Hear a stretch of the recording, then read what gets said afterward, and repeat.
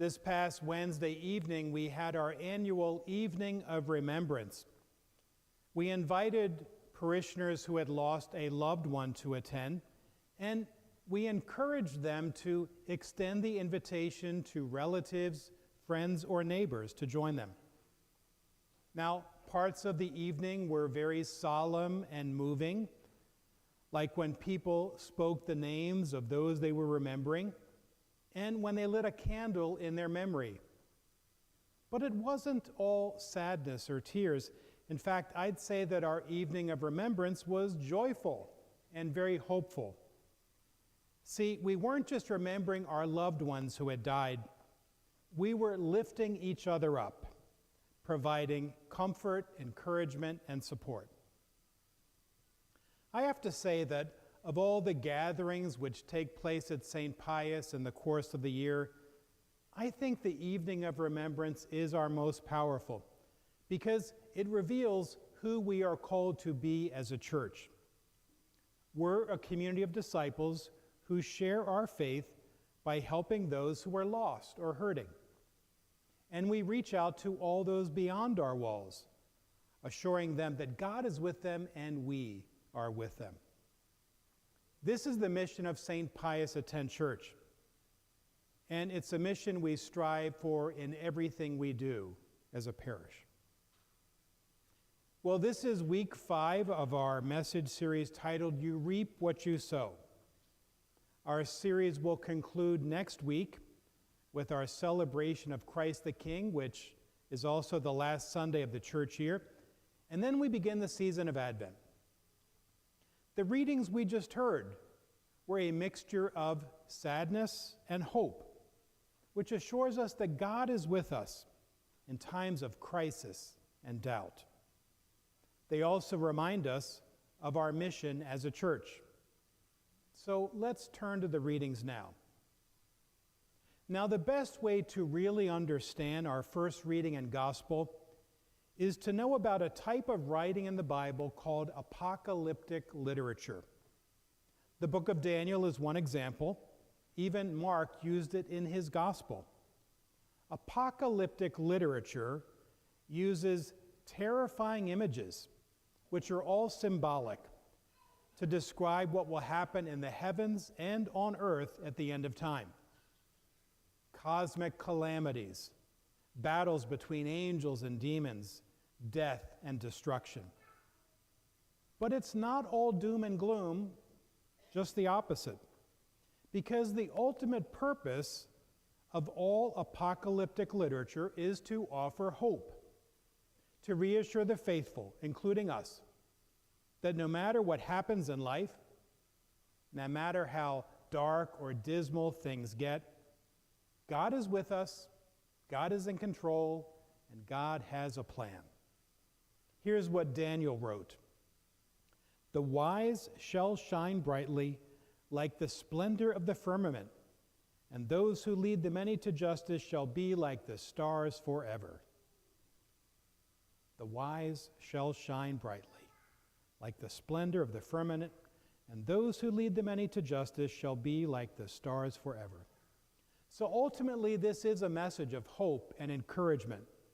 It's saying, fear not, God is with you, God has a plan, God will lead you through it no matter what.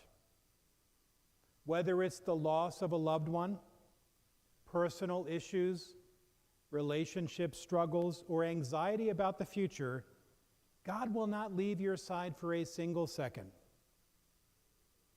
But Daniel's words also challenge us because he writes that in order for us to survive the struggles of life, we need wisdom. It's right there in the first sentence. The wise shall shine brightly. So what is wisdom? Well, here's the dictionary definition of wisdom. Wisdom is the understanding and good judgment which comes from experience. I love this definition. Understanding and good judgment which comes from experience. That's wisdom. Last month in his homily, Father Kennedy mentioned Thomas Edison. Among other things, Edison invented the electric light bulb, But it took him years of trial and error.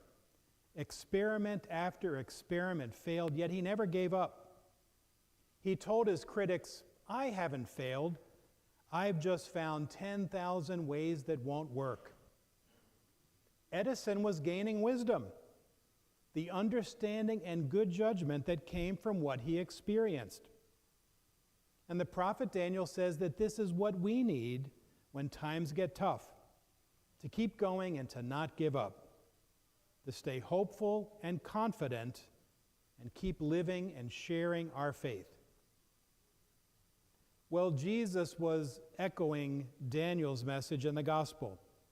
He promised his followers that at the end of time, God's angels will gather the elect. That's us. So what does this mean for us at St. Pius? Well, today is Stewardship Sunday. We're celebrating all the great things our parish has achieved over the past year. It's also when I ask every member of St. Pius to answer this question: am I using my resources wisely to help my parish fulfill its mission? To help you answer the question, please read through our annual report. It's included in this week's bulletin. You can find it on our website. And the tables at the exits have some hard copies for those who don't get our e-bulletin. The annual report contains information about our financial position, our church membership, and all our ministries and programs.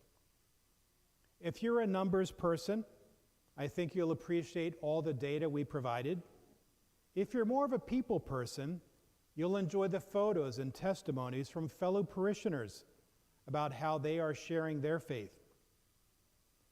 We share the report each year with you for a couple reasons. First, we're committed to transparency when it comes to your financial support. In reviewing the figures in the report, I ask you to reflect on your current level of giving to the parish. And I'll repeat the questions I asked last week. Are you giving from your substance or from your surplus, or not at all? Are you a generous, cheerful giver? Are you using your money wisely to sow seeds here that will reap great blessings? The annual report contains a guide to help you figure out an appropriate level of giving. I simply ask you to evaluate your financial support, pray about increasing your giving, and then make a commitment. Faith Direct is our online giving platform. It's how I give to St. Pius. They make it so easy to enroll and to change your giving. And online giving helps our parish when it comes to meeting our financial obligations and budgeting for the future. So that's one goal in sharing the annual report with you. Another goal, which I also talked about last week, is to encourage you to share your gifts, talents, and abilities within our walls and beyond our walls. In the annual report, you'll read about all the people who were helped through our various ministries and mission activities. And there are those brief testimonies from some of our members who were actively serving at St. Pius and what serving means to them. My hope is that you'll be inspired by their testimonies and consider taking a step into ministry. We love and appreciate all of our volunteers, but the simple truth is we need more people to serve. Only about 1/3 of our parishioners are involved in anything beyond attending Mass. Just 1/3. Every time you join us for Mass, you hear about all the ways you can serve. If God has been gently nudging you to get more involved, and I'm sure He has, don't ignore God's nudge for another year. And I need to plant a seed here for volunteers to serve in our new Cafe Pius, which will be completed in the spring. It's an easy but important way that you can serve. Imagine what we could achieve as a parish if every person who called St. Pius home committed to just one thing: Just one thing, one ministry, one organization, one mission activity. Imagine it. More adults helping more of our kids and students discover Jesus. More parishioners growing in faith through a small group or organization. More members donating and volunteering to help more of our brothers and sisters in need.